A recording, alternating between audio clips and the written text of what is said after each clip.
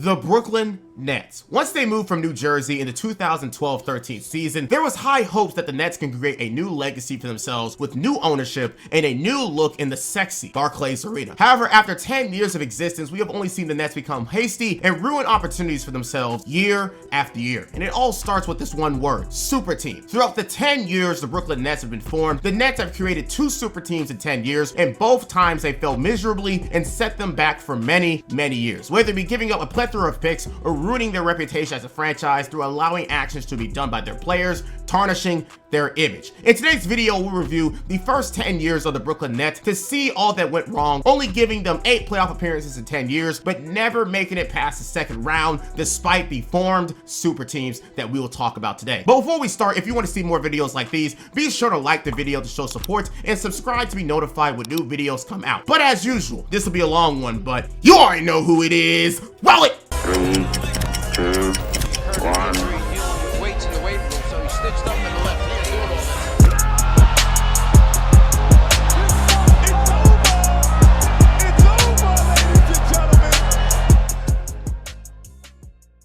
Before we start this video, in this digital age where your protection online should be the absolute first priority as you travel the web, I think you should be interested in today's video sponsor, NordVPN, the leader in online privacy and many more things you can take advantage of today. For example, their ability to find new content on different services like Netflix. Right now I'm on the American servers and you can see what's being shown to me as I am being locked in the US servers. With a change to say somewhere like Japan, you can see how sharply different all the shows become, and this applies to any country outside of the US, including the UK, France, Germany, China, almost anywhere. And for my sports fans out there, which is literally anyone watching this video, you can even use it to avoid local blackouts when you're watching sporting events. You can even use it to get cheaper airfare and travel rates, and even use social media outside of the US. The possibilities with NordVPN are endless, but most importantly, they provide the best internet security out there with their many features like blocking malware, stopping intrusive tracking, and intrusive ads. And if all of this sounds like something you'd be interested in, then take advantage of NordVPN by going to nordvpn.com/Alvini Linguine to get their 2-year plan with an exclusive deal plus 1 bonus month on top. It's risk-free with NordVPN's 30-day money-back guarantee. Again, go to nordvpn.com/Alvini Linguine for an exclusive deal with 1 bonus month on top. And thank you NordVPN for sponsoring this video, and let's get back into it. April 26, 2012. The New Jersey Nets lost their last game of the season to the Toronto Raptors 67-98, losing their last 6 games of the year and ending the season 22-44 in the shortened lockout year. For the past 3 years, the Nets have been a consistent laughingstock in the NBA with a record of 58-172, a win percentage of 33%, and at their worst, owning a record of 12-70, which accounts for the 6th worst record in NBA history for a season. Things were thought to change in New Jersey as they traded for the disgruntled star Darren Williams the year before adding a star to the budding one in Brook Lopez, who just broke the 20-point-per-game club in his 3rd year, slowly turning into one of the best bigs in the comp. But as the curtains close on another terrible season, with Darren Williams having one of his least efficient seasons as a pro, Brook Lopez only playing 5 games due to a season-ending broken foot injury, and with no optimism in sight as the team was rather old, the Nets didn't have much to look forward to in the coming years. But that was until the team was moved to Brooklyn after new owner Markelle Fultz, who bought a majority stake in 2010, decided it was time for a change of scenery, a time for a change in culture for the team, and that came with the Nets trying to immediately make some noise as soon as they touched down in Brooklyn, where they make their first major move of this video, obtaining Joe Johnson from the Atlanta Hawks on July 11, 2012 for Jordan Farmar, Deshaun Stevenson, Johan Petro, and Jordan Williams with 2 picks, a 1st rounder in next year's draft, and a 2nd rounder in 2017. The reason why? Well, Joe Johnson may have been an all-star in the 2011-12 NBA season, but new GM Danny Ferry saw the writing on the wall, seeing how the Hawks were not going to be competing anytime soon, and wanted to deal away with Joe Johnson's then league-high 6-year, $123 million deal to start off his planned rebuild. So this deal worked for both teams. The Hawks get to attempt to start over and get off Joe Johnson's lengthy deal, while the Nets get an all-star level player to try and compete with 2 other all-star worthy teammates. The Nets were so happy with this move that owner Prokhorov said in an infamous interview on Media Day that our plan is maybe the conference finals, after asked about him spending the most money in the league to make this team. Because we all know if you're threatening or in the realm of luxury tax problems, your expectations is to win a championship. But to his credit, the team that the Brooklyn Nets had looked really competent at face value. 3 all-star level players, a nice 6-man in Andre Blatche, and a myriad of role players to complete the team. But things were not looking good at all in the first majority of the season, with them starting 14-14, which then caused third-year coach Avery Johnson to get fired for PJ Carlesimo, who ended the season with the team 35-19, and overall the Nets ended the season 49-33, a 27-game improvement, and gave them the 4th seed in a very top-heavy Eastern Conference. But overall, for this first season, the Nets owned 1 all-star in Brook Lopez, who bounced back from his broken foot. De'Aaron Williams enjoyed the lighter workload on the team, and Joe Johnson, while struggling to be consistent as a third option on the team, still made the team very dangerous, giving the Nets another scoring option who can light it up in an instant. They also owned one of the best scoring defenses in the NBA and was top 10 in net rating as a team. But their first test as a team would come against the Bulls in the first round of the playoffs, where they'd be facing off one of the weirdest teams in the NBA, the Chicago Bulls. This team was coming off of Derrick Rose injury against the 76ers the year before, and again, without their leading scorer. So that led the Bulls to find a new top guy, which didn't entirely belong to anyone. It became more of a team effort. And with that strategy and owning one of the best defenses in the league, they was able to get the 5th spot. Experts saw this series going to the Nets, who have playoff dynamic scorers in De'Aaron Williams and ISO Joe, but the Bulls were ready to compete, leading the series 3-1 after 4 games. And why? Well, in this series itself, the Bulls had 7 players averaging double figures in the series, while the Nets' big 3 couldn't compete on a night-to-night basis, mainly De'Aaron Williams and Joe Johnson, who again couldn't figure out how to be effective as a third option. Brook Lopez, though, did step up in his first taste of the playoffs, averaging 22 points and 3 blocks a game. But the Nets did threaten a 3-1 series comeback with 2 straight runs, but in game 7 with the series tied 3-3, Joakim Noah and, weirdly enough, Marco Bellinelli combined for 48 points to beat the Nets by 6, with again Joe Johnson self-destructing, going 2 of 14 in the game and shooting 0 of 5 in the final quarter. But all hope shouldn't have been lost. The Nets were able to bounce back really well from their disaster season from the year before and had a trio of all-star level talent. All they needed to do was find a new coach who can bring out the best in the big 3 and figure out a more consistent system,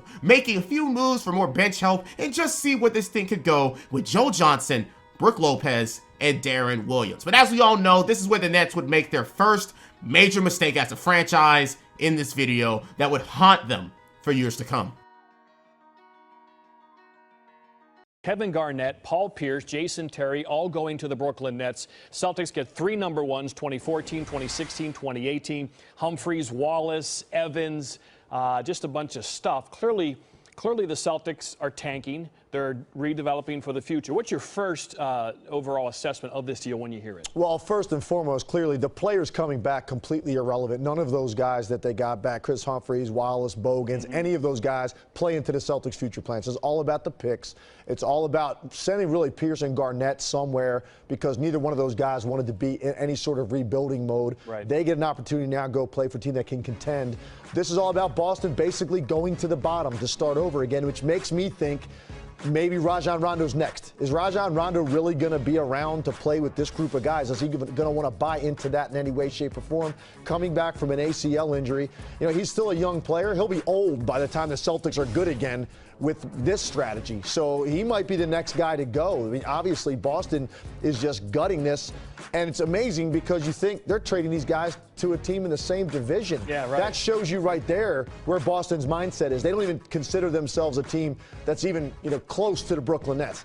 And now they go on, and I think Brooklyn, with this move, Brooklyn might be the team now you look at and say, hey, maybe they leapfrog Indiana and Chicago. Maybe they're now the second best team in the Eastern. July 12, 2013, the trade that shocked the world at the time. The Brooklyn Nets, after winning almost 50 games the year before, with 3 all-star level players, is now trading away scraps and 5 role players for the likes of Kevin Garnett, Paul Pierce, and a top 6-man Jason Terry. This trade was thought to put the Nets in the realm of the Miami Heat with Bosh, Wade, and LeBron, with how much talent they had on their roster. But in their case, they had an entire starting lineup of all-stars, and with their owner being super open about trying to compete immediately, this trade was also viewed as a boom or bust move. For one, despite the fact that you got back 2 all-stars in Paul Pierce and Kevin Garnett, they came to Brooklyn being the ages of 35 and being slower and slower as players as the years went on. But that could be overlooked. We have 3 other guys who can take the load off while they can do other things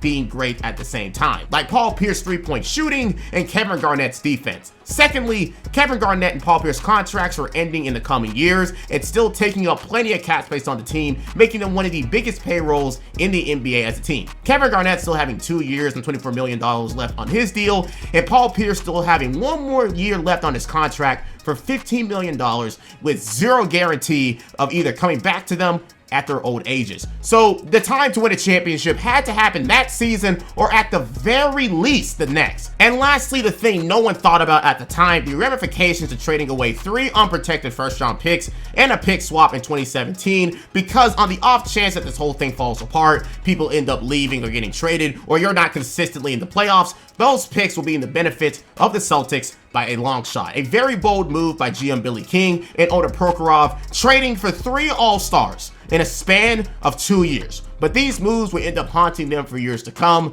as we all know. But for now, for the first game of the season, the Nets roll out a starting lineup of Darren Williams, Joe Johnson, Paul Pierce, Kevin Garnett, and Brook Lopez. However, this seemed to be overpowered, at least on paper, but they did end up losing to the Cleveland Cavaliers, who would end up as one of the worst teams in the East with a 3rd-year Kyrie Irving and a 2nd-year Dion Waiters. Not a good start, in fact. By the time they did hit the All-Star break, they were 24-27, struggling to even make any type of runs in the East and looking like an immediate dumpster fire. Why? Firstly, their former All-Star Brook Lopez had another season-ending injury. Kevin Garnett, due to old age, I can only assume, only played 54 games that year. Paul Pierce ended up being used all over the place by Coach Jason Kidd and was even tested in a bench lineup as a spark plug, among many things. Off the jump, the package, the trade made by Billy King already seemed like a bust and one of the worst of all time in the first season of its inception. To their credit, though, they did end the season 19-11 for an overall record of 44-38 and the 6th spot, mainly due to Jason Kidd running a more small ball lineup with Paul Pierce at the 4 and KG at the 5. But even then, despite the injury to Brook Lopez, the Nets went from 49-33 to losing 5 more games from the year before, even though they made the most major bombshell of a trade that year. But the NBA playoffs are now upon us, and the Nets have their first major test as a perceived super team against the 3rd-seeded Toronto Raptors, and they won the series in 7 games with the mix of Joe Johnson averaging 21 points a game, shooting over 50% from the field, slicing the Toronto defense almost every game. And in Game 7, it came down to a block shot by Paul Pierce with 1 second left on the clock to end the series. People mark this down as the weak East being the weak East, and the Nets simply being the better team with more of a veteran presence compared to the youthful Raptors. But now they had the privilege to test the real waters against a team they were thought to be on the same level as, the Miami Heat, who had the 2nd seed. In the beginning of the season, the Nets were projected to be near the top of the East, being up there with the PG-led Pacers and the Miami Heatles. But months later, we truly see how this turned out, with the Heat still on top and the Nets near the bottom of the playoff totem pole. And in this series, it truly showed that to be the case, despite the names on the roster, with the Heat dominating the Nets in a 4-1 series win by an average of 10 points or more, and allowing LeBron James to score 30 points per game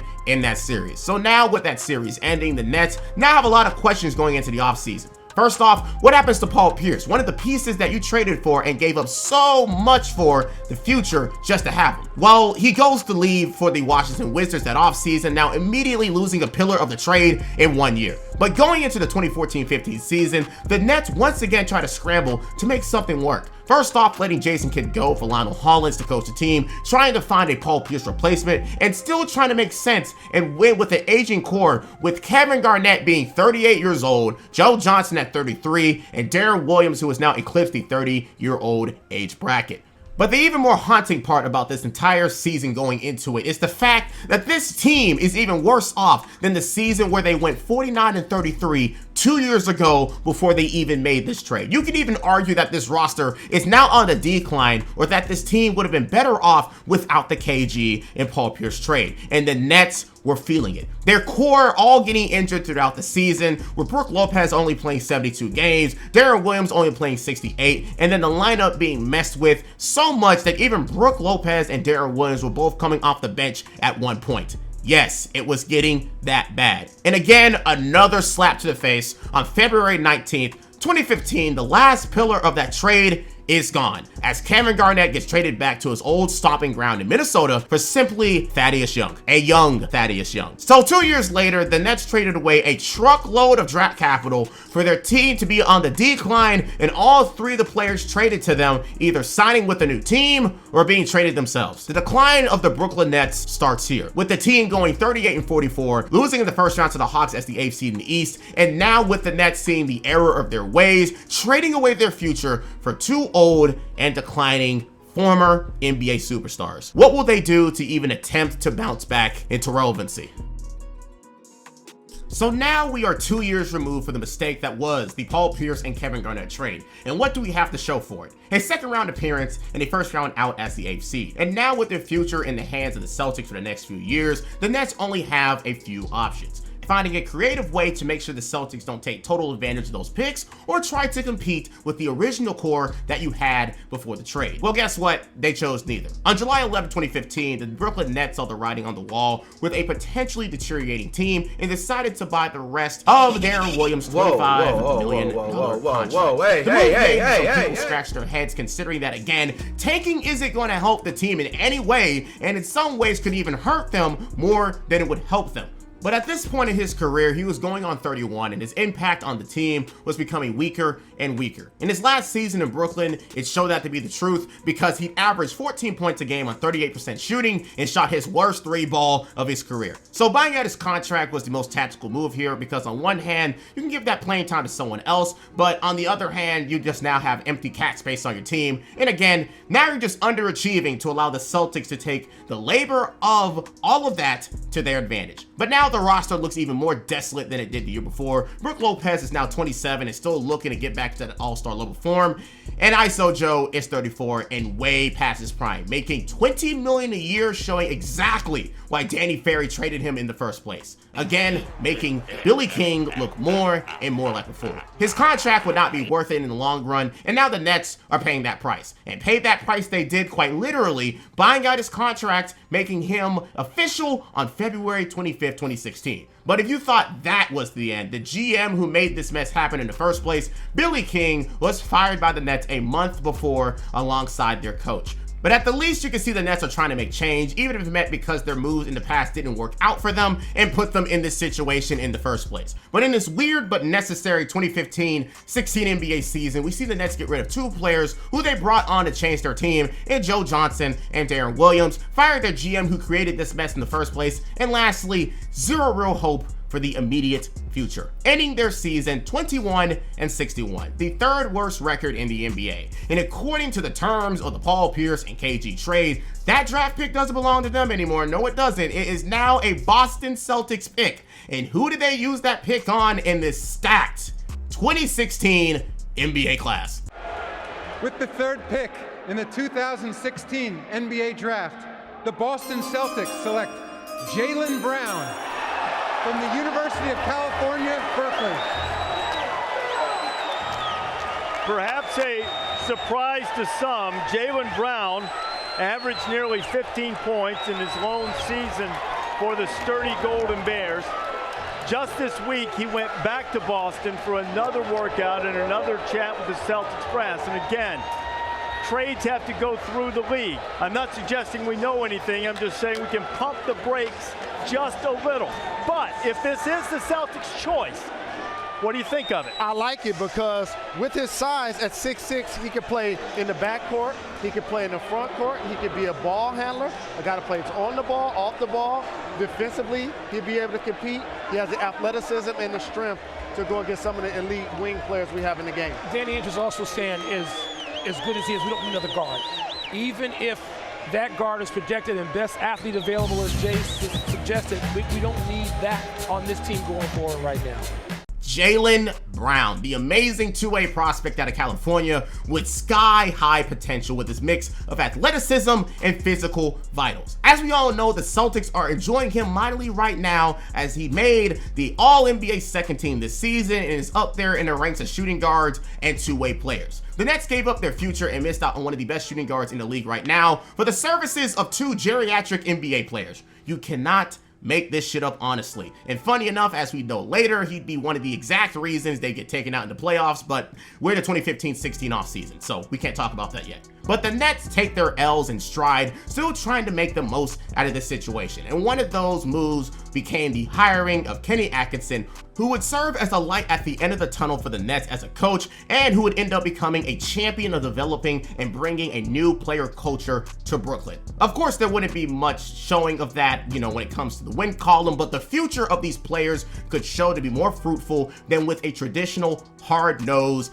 X's and O's coach. But after trying to scrounge up talent in free agency bin that turned into Jeremy Lin, Anthony Bennett, and Joe Harris while trading away Thaddeus Young for a load of second-round picks and Karis LeVert, and now hiring their new GM, Sean Marks, the Nets were ready for another terrible season in the horizon. And a terrible NBA season it was, because they went 20-62, the worst record in the league by far. What came of it? Well, not much. Brook Lopez did what he did usually, scored 20 points a game, didn't get that many rebounds, got a couple of blocks, yada, yada, yada. Jeremy Lin only played 33 games that year, and there was no real things of note from this season overall, until we go back to the NBA draft, unfortunately, where the Nets' efforts turned into the #1 overall pick to the Celtics.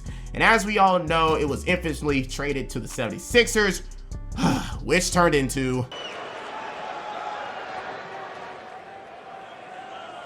With the first pick in the 2017 NBA Draft, the Philadelphia 76ers select Markelle Fultz from the University of Washington.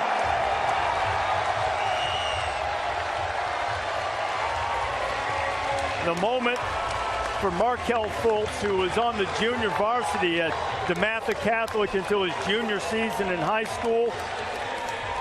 An avid BMX biker, and now he loves to throw caution to the wind, and now he's going to have to be daring enough to try to lift the 76ers into a winning culture. What are the... Markelle Fultz, another electrifying player from the college ranks with sky-high potential, especially considering how much of an all-around threat he already was coming in to Washington itself. We all know what made of his career so far with injuries and his interesting saga with his shoulder, but currently right now he's bringing himself back to form. But who says he would have been their #1 pick in the first place with other great talents in that range? But there was one good move made that gave the Nets something to work with. In the season we just left, the Nets knew that they didn't have a future without any draft picks, so they started to go the Sam Hinkie route of tanking and trading away anyone of value if they didn't see them as a long-term option. That's exactly what happened to Bojan Bogdanovic and Chris McCullough, being traded on February 22nd, 2017 for a 2017 lottery-protected first-round pick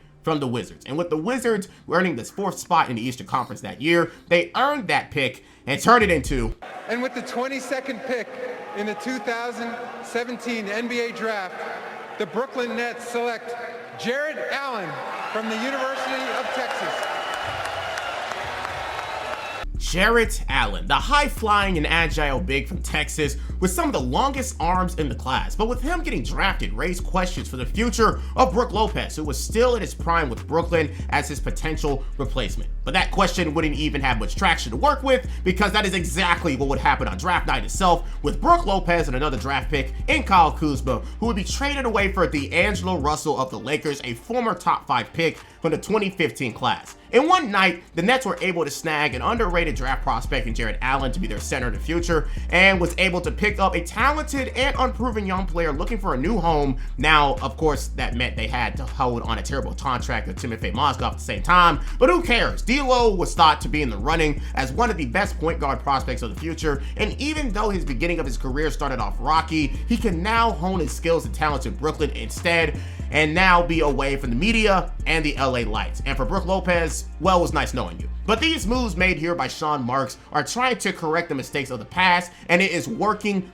beautifully right now, even if it did mean missing out on early picks in the draft that you could have chose yourself. But in his first offseason as the primary GM, Sean Marks was able to trade for a potential young star, trade for a pick that turned into a decent prospect in Jarrett Allen, and got away from the aging and costly Brook Lopez. The future is looking bright, but the season though, well, it was debatably worse than the last. In the 2017-18 season, the Brooklyn Nets started their season with a day one lineup of D'Angelo Russell, Jeremy Lin, Rondé Hollis-Jefferson, Damari Carroll, and Timofey Mozgov. Not the worst roster in the world, but nowhere near the best. Just know progress was being made. But even with them losing to the Indiana Pacers, the glimmers of hope showed itself once again. D'Angelo Russell scoring 30 points in his Brooklyn debut and doing all the things expected of him when he first got drafted. Now, it wasn't like he wasn't doing the same things in LA. He showed those same glimpses, but now he doesn't have to deal with the media doing their thing, being all down his throat, being a part of one of the biggest sports markets in America, and can now produce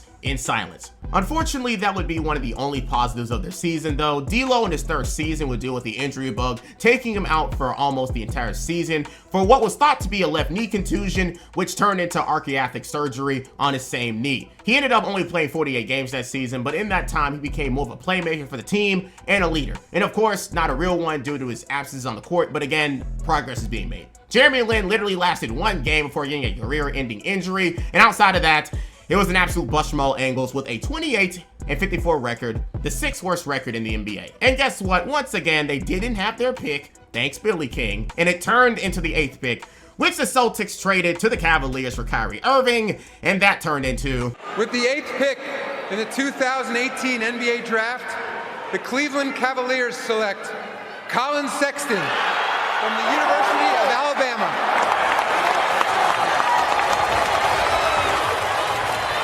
Avery Johnson all smiles as his star guard goes to the Cleveland Cavaliers. Collin Sexton had one sensational season at Alabama. Helped the Crimson Tide win his first NCAA tournament game since 2006. He is extraordinarily tough and competitive. And he's the guy who raised the energy every time he stepped on the floor. And now he'll have to take that type of energy to the Cavaliers. Collin Sexton. Coming out of Alabama, he was seen as an ultra-aggressive scorer who can easily translate to the NBA game with some time. But even if the Nets had their pick, they probably wouldn't have taken him since D'Lo was there. So people like Mikal Bridges, MPJ, and many more players who translated well to the NBA and became good players today were there for the taking. Again, Billy motherfucking King kind of ruined it for y'all. Overall, the offseason was a bust with 0 players of any type of value being added, and the 2018-19 season was looking eerily similar to the Nets of the last season. Day one, you had the lineup of D'Lo, Joe Harris, Karis LeVert, Jared Dudley of all people, and Jarrett Allen. But what people didn't know was the Brooklyn Nets would be the surprise of the season in many ways. First things first, D'Lo officially had his breakout season and a new look on top of that with all the VC he was earning, aka his contract. But after 3 seasons of similar impact and similar numbers, D'Lo was now getting into the 20-point per game club, played 81 of 82 games, shot his best 3-ball of his career at 36%,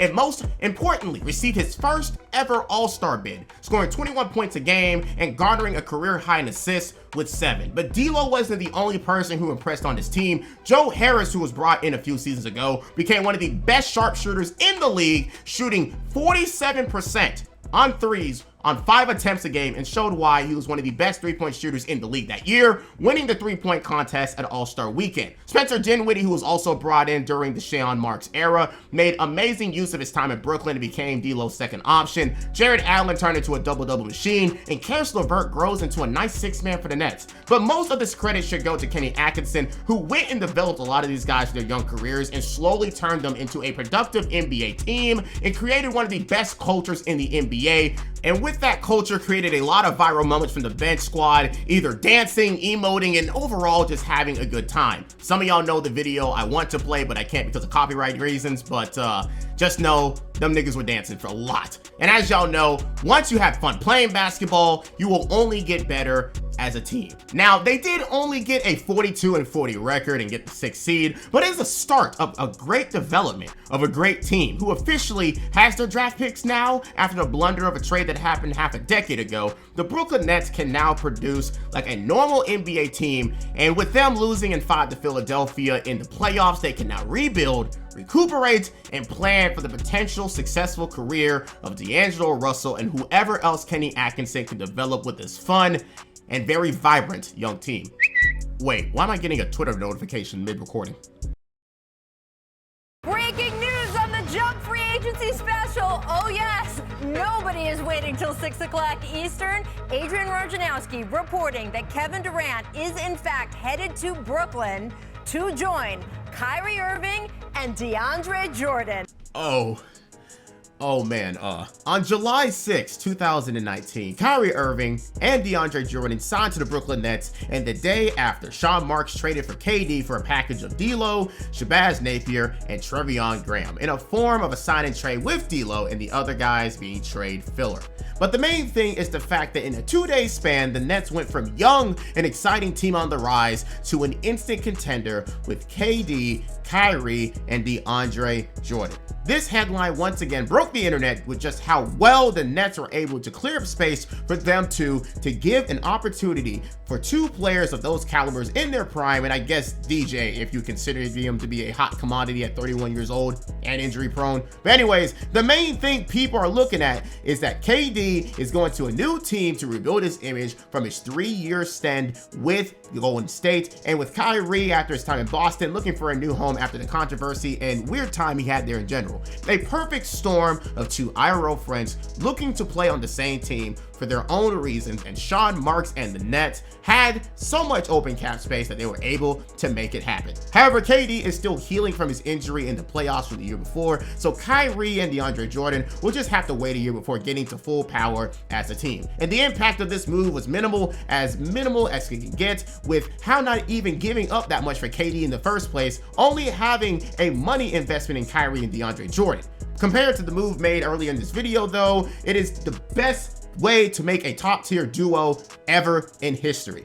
Well, kind of, considering how things turn out, but we'll get to that later. Once again, the night and day difference of the Billy King effect and the Sean Marks effect is showing. And KD and Kyrie are going to be happy to know that the Nets still retain the ownership of Karis LeVert off the bench, Jarrett Allen, who will only get better alongside the other guys Kenny Atkinson had developed during his time here. However, what he didn't know is that even with Sean Marks making these moves, what he didn't know was that this team was soon to get hijacked by the same people he signed to win the Nets a championship. But in the 2019-20 season, like I talked about earlier, it is not like this year was going to be the year that would make a championship happen. KD needed a year to get his lower body back in order, and Kyrie Irving only lasted 20 games. But here in this season is where we notice where the Nets became a victim of another current trend. In the early 2010s, after LeBron made his big 3 in Miami, the Nets in the early days of being in Brooklyn decided to follow in their footsteps and make something similar, but worse, in a super team. And now years later, the Nets are now victims to another new fad going around the NBA, the player empowerment movement. And more specifically in this case, allowing the NBA players of your team to control things around the franchise, or just giving them more leadway as humans. I know that kind of sounds messed up, but that's exactly what it is. We all know that NBA players nowadays have more freedom in their franchises more than ever, but one level above that is appeasing star players by giving them a fraction of the power that the GM has. But that can only be done if allowed. Some franchises have zero tolerance policies on that rule set, shout out to the Miami Heat. Some allow it a lot of fluidity of their rules, and Brooklyn is about to be one of the main victims of it. In the shortened bubble season, Kenny Atkinson went from coaching a team full of hungry and young talent wanting to prove themselves in the NBA ranks to a group of veterans wanting to win a championship as fast as possible. And with that comes a shift in culture, a culture he didn't get to create, unlike last season and the entirety of his career there. But one of the problems that he had to deal with is the management of clashing of old guys on the decline wanting minutes and young guys who can immediately do more and improve if getting time.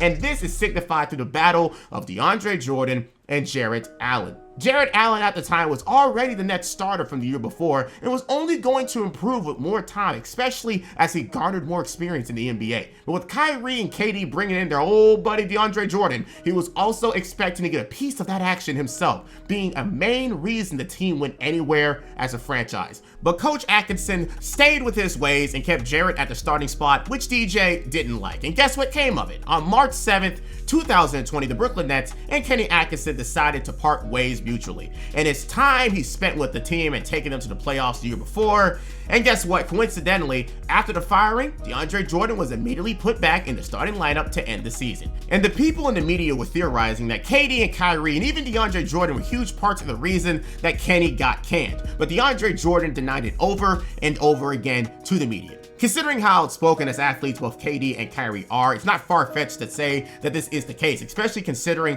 how he was only gone in the first season and didn't even get a real chance to even coach his duo at all. But after losing to the Raptors in a sweep in the bubble, the Nets find their next coach in the future, Steve Nash. Now, a lot of people that summer were very much confused, as I was, that Steve Nash got the job over many candidates who would have been better for the team. So how does he go from being an assistant coach with very little experience to now coaching a contender just like that? Just an interesting move that we all had to wait and see how it would produce. But the 2020-21 NBA season is upon us and things are looking bright. The Nets core is finally here and at full strength. And with a day one lineup of KD, Kyrie, Joe Harris, Spencer Dinwiddie, and Deandre Jordan. Oh, so that's why they hired Steve Nash. Okay, that makes sense. Anyways, this team, they started off with a 7-6 inconsistent start from both sides of health and owning one of the worst defenses in the NBA. However, Sean Mark saw another opportunity to win a championship sooner rather than later. On NFL Live, reporting breaking news. This coming from Adrian Wojnarowski, reporting with Ramona Shelburne that the Brooklyn Nets have acquired Houston's James Harden in a blockbuster deal. Key's laughing because he thought this was coming. Let me just give a few more details. This is a major haul for Houston. It's a three-way deal with Cleveland. Karis LeVert is involved in this. We're going to get more information as we can. I wanted to give you this news, though, and it was a request that James Harden wanted. He wanted to get out of Houston, so now Brooklyn able to get him there. James Harden wanted to be reunited with Kevin Durant. You can also check out Adrian Wojnarowski's Twitter, of course. Woj bombs flying all over the place. And then now the Nets get another all-NBA player in his prime, getting Harden, KD together, and Kyrie Irving, depending on what. Yep, you heard that right. The disgruntled James Harden in Houston is tired of him and how he can't win a ring with him, despite that being his fault, and wants to go to a contender, so he starts raising hell to get his way. And between the 76ers with Joel Embiid and the Nets win the ballot, trading away 4 first-round picks, Jarrett Allen, and Karis LeVert, to an assortment of 3 other teams. An absolute haul for the former MVP and one of the best scorers in the NBA. But what's even crazier about this year is that the Nets were able to create one of, if not the best scoring trios in NBA history. The only thing is that they tanked part of their core to get it done, part of their future, and taking a huge risk to get it done. Now, where have I heard that before? Must be forgetting something. But I'm sure it'll be fine. You have KD, Kyrie, and James Harden on your team. It is championship or bust, and at most, they have 2 seasons considering contracts. They even added LaMarcus Aldridge, who still has some offensive prowess to give to a team, and Blake Griffin. But as we all know, it wouldn't turn out the way everyone expected it to be. First off, the trio of James Harden, KD, and Kyrie would never get any time to even gel together at all, as they would only play 16 games together as a trio that year. 16! The Nets made that huge splash of a trade for 16 games. Now, we did see them go 13-3 in that route, but still, considering what they gave up, it wasn't worth it in the slightest. And why did they only play 16 games? Well, KD, after his initial injury, came back to the NBA fine, but his lower body truly never became the same, which is why he only played 35 games that year. So that left Kyrie and James Harden to work out things together. But even James Harden had his own issues come late to the season that even lingered until the end of the season. Kyrie was the healthiest out of the 3, playing 54 games, but if this is what we're going to get out of these 3 in their first go-around, then this trio doesn't have a lot of time to win a championship. But despite the very, very bumpy road to the postseason, the Nets were the second seed in the East despite all of that and owned the best offense in the NBA because, of course, they would. Look at their 3 best players. And after nearly sweeping the Celtics in the first round, the next matchup the Nets would have would basically be what people would call the conference finals in the East. After the Knicks got beaten by the Hawks, people thought the 76ers and Hawks series would be a wash. As we all know, it wasn't, but just work with me here. So the series that everyone was looking forward to was seeing the Bucks and Giannis Antetokounmpo face off against the impossible to stop offensive trio. But again, their history in the regular season would come to bite them in the ass. In this series, you got James Harden missing games 3, 4, and 5, and for Kyrie, he mixed games 5, 6, and 7. But Kevin Durant played all 7 games, which ended in brutal fashion. This series alone was as back and forth as it can get. The Nets won game 1 by 8 and game 2 in dominant fashion by 39 points with the big 3, and then losing the next 2 due to a masterclass from Chris Middleton and Giannis, and also missing Kyrie and James Harden, which, as you can imagine, gave the Bucks a way easier time considering the depth of the net not being very good outside of the 3. But while James Harden was being James Harden in the playoffs, going 1 of 10 from the field in 43 minutes in game 5, KD stepped up and played all 48 minutes on that bad lower body that he has, scoring a game-high 49 points to win over the Bucks at home to put them up 3-2. Now only needing one more win to get out of this nightmare situation full of injuries and choke jobs all around him for Kevin Durant, Chris Middleton once again started that series with a 38-point game in Game 6, winning at home to where it goes down to the best thing in basketball, Game 7. And it was going down in Brooklyn. All the Nets needed was one more KD masterclass and they'd be facing off the Hawks in the conference finals. That was for sure going to be a way easier matchup than their first round series and second round series, at least to the eye. So if they can get through the Bucks, that was an automatic finals appearance. And in Brooklyn, Game 7 would be a battle of the ages. 20 lead changes, 10 ties, and the largest lead the Nets would come up with was 10 points. But with halftime ending with a score of 47-53, Giannis and KD would go head-to-head in a scoring clinic in the third quarter. Giannis scoring 16 and KD scoring 13, and now the Bucks are leading by 1 at the end of the third. And with the game staying close throughout the fourth and KD still playing every minute of the game by that point, he went ahead and scored a mid-range to put the game down to 2 points with 42 seconds left. And with a mystery from Middleton to serve as the dagger, the Nets had one more chance to either end the game or send it into overtime. And who better to give it than KD, the leading scorer with 46 points and even scored double digits in that fourth quarter already. From this point, we already know what happens from here with 6 seconds left in the game. Look at inbound, Jeff Green gets it into Durant. Here is Durant moving on Tucker. He turns, he shoots, yes!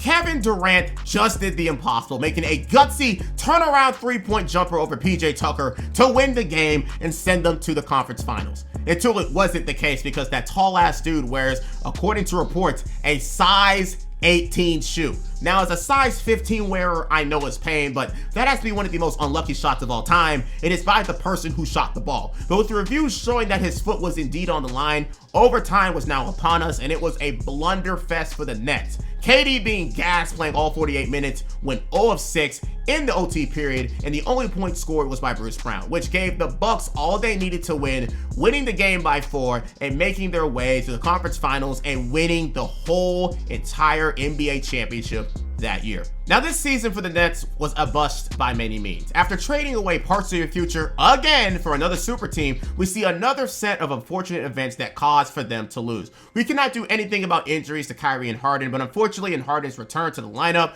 potentially playing through injuries, he served more as a negative than a positive. And then also add in the fact that he chokes almost every, postseason. That doesn't really help either. But in turn, this does mean that KD and a bunch of bench fodder will have to play in the playoffs, and that's usually never a good thing. But hey, there is always next season. All 3 of the core is back and ready to try again.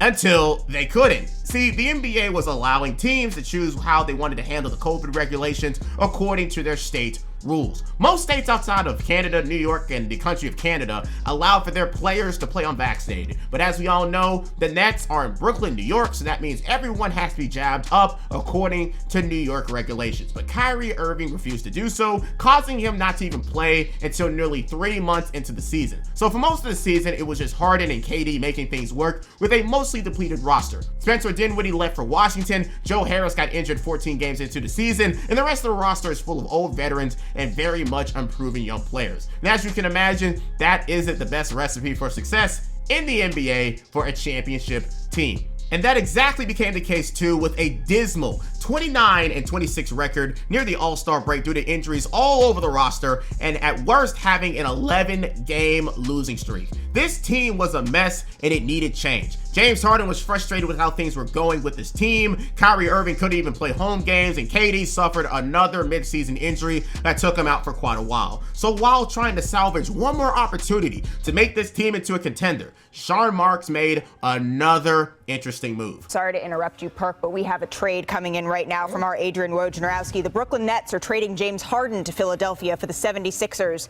Ben Simmons, Seth Curry, Andre Drummond, and 2 first-round picks. That's according to our Woj. What is your immediate reaction to that, Big Rich? No, there is no.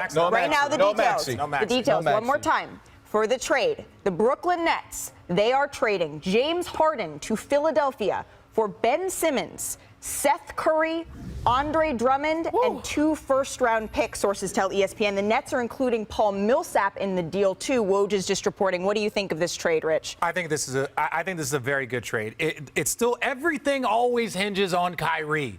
If Kyrie comes back and you have an elite scorer with Kyrie, you have an elite scorer with Kevin Durant, and then you have a guy in Ben Simmons who can distribute, but is also an elite defender. And now you have that shooting. With Joe Harris out this year and has been struggling, his ankle's probably a lot worse than what they know. It kind of reminds me of the Bucks going to try and get Serge Ibaka because they know Brook Lopez might not be back. Seth Curry now adds to more space for Kevin Durant and for Kyrie Irving. But everything hinges on Kyrie Irving. It's hinged on him this year and it will hinge on him moving forward. If he can come back and play and continue to play at this level, then I still think the Brooklyn Nets are the favorite. The 2021-2022 season had a lot of interesting headlines, and one of the most interesting ones from that season was the ongoing feud between the 76ers and Ben Simmons. After his second-round matchup and his blunder there, and not improving since his rookie year to a lot of people, Ben Simmons had enough and decided to take a very extended break from the team. But then that break turned into rejecting calls from players and coaches,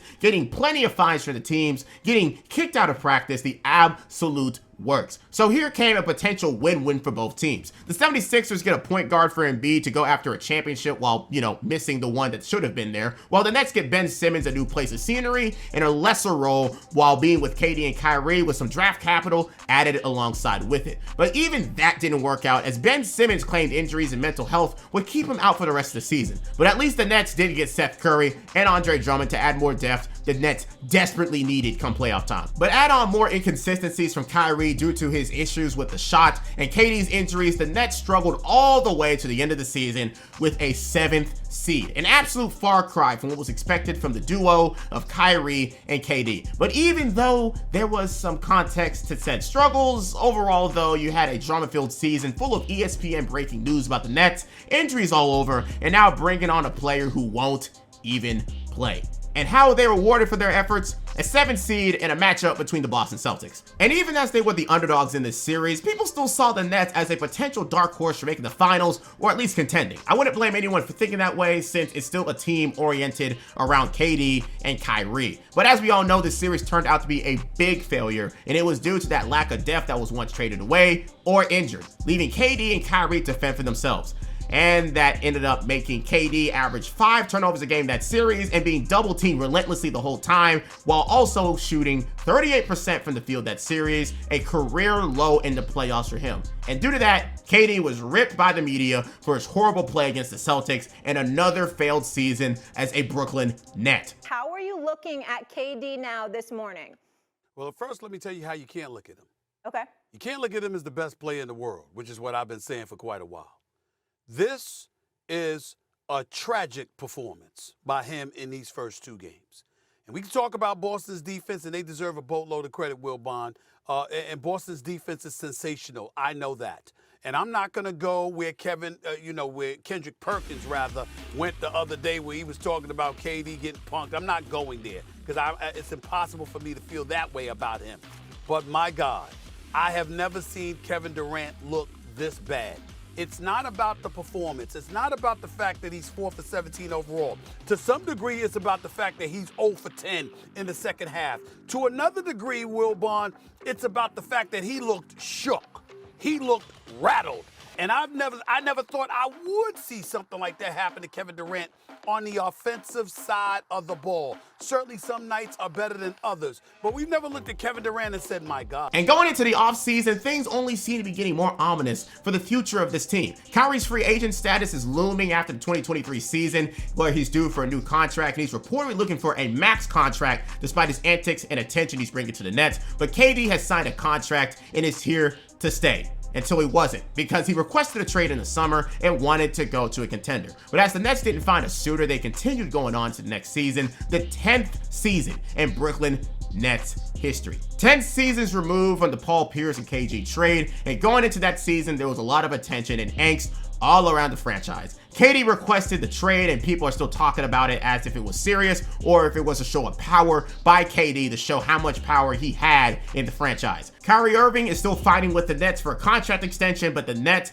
absolutely won't give in, and for obvious reasons, and even add in a couple more things I won't talk about that he did that season. And Ben Simmons is still playing the injury card and is yet to make his Brooklyn debut. But the 2023 season was pivotal in 3 ways. First off, after a 2-5 start, Steve Nash ended up being fired. Why? Well, in my opinion, I believe Steve Nash was a puppet coach to Kyrie and KD, allowing them to have their way and allow them to be the main voice of the team. And we saw that as clear as day with Deandre Jordan still being in the starting lineup despite Jared Allen being better for the job 2 seasons ago. But now he was replaced by interim coach Jacques Vaughn, who already has NBA experience and was able to revive this team into a defensive juggernaut, and complete opposite of what they were the season before. And with Coach Vaughn, they were able to now be a competent team, surging up the rankings in the East. But even with the potential to finally make it to the playoffs and finally be a real threat, we now have the second pivotal moment, the breaking up of another duo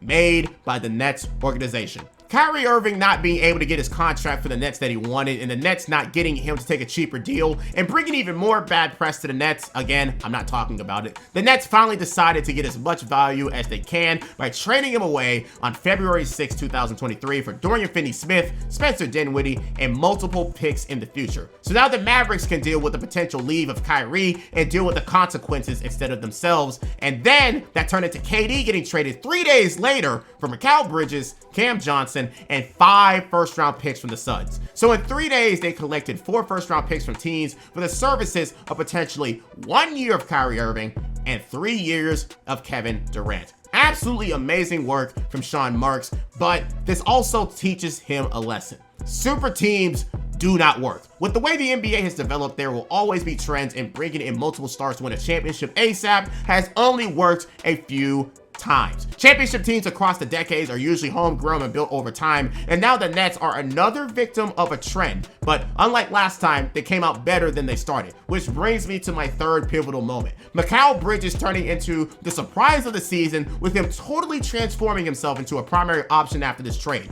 and a late pick and Nick Claxton from a trade that was in the past by Sean Marks becomes one of the best versatile bigs in the NBA defensive-wise, and a plethora of picks to use in the future. The Nets now have a solid future after the debatable mistake that was signing Kyrie, KD, and DeAndre Jordan, and also being stuck with Ben Simmons from that James Harden trade. But at least they got picks from that too. So where does that lead us? A 6-seeded matchup with the 76ers and a sweep. But I am sure that the Nets organization and Nets fans everywhere does not mind at all. After the 4 years of nothing with the KD and Kyrie duo, they now have the draft capital to draft a potential star or centerpiece for a future core, and now have a player who can lead them in Mikal Bridges. But at the same time, it took 10 years making bad moves, bringing in old washed up stars to only make the second round, and dealing with the effects of the player empowerment movement and injuries for multiple years for the Brooklyn Nets to realize that what they needed wasn't a quick fix to win a championship, but a solid core that can lead them for years to come